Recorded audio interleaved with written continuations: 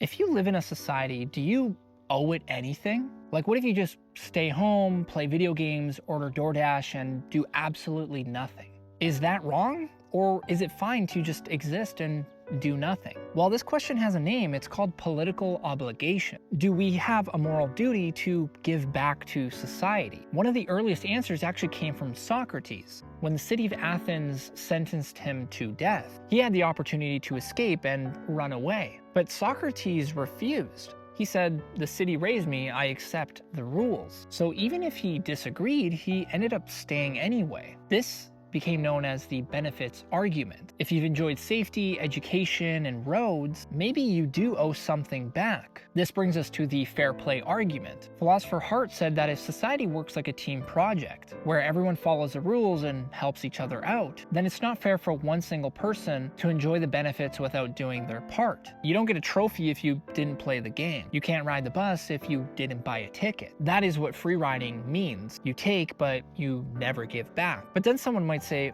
hold on, I never agreed to any of this to begin with. That brings us to philosopher John Locke. Locke says that when you live in a place, use its services, follow its rules, you're giving something called tacit consent. It means you agree by staying and benefiting from everything. Even if you didn't say the words out loud. You never said thank you, but you still ate the meal. Some philosophers argue that that exactly counts as agreement. Another idea comes from Plato, who saw society kind of like a big family. You didn't choose your family, you didn't choose your country either. But once you're part of it, you have a role to play. That is the associational duty view.